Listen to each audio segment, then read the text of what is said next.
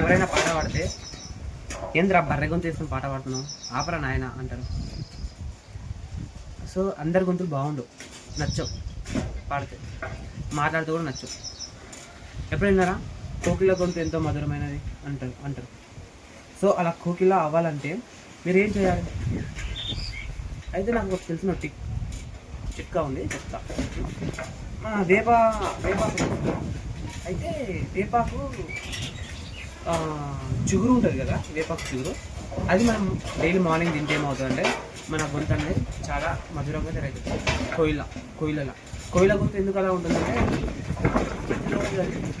వేపాకు అనమాట.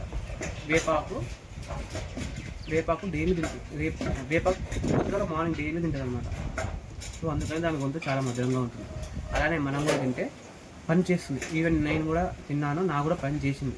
15 days తర్వాత నా వాయిస్ అనేది టోన్ అనేది మారిపోయింది. మీరు కూడా ట్రై చేయండి, కంపల్సరీ వర్కౌట్ అవుతుంది, బాగుంటుంది. పడి గడుపులో కూడా తినండి.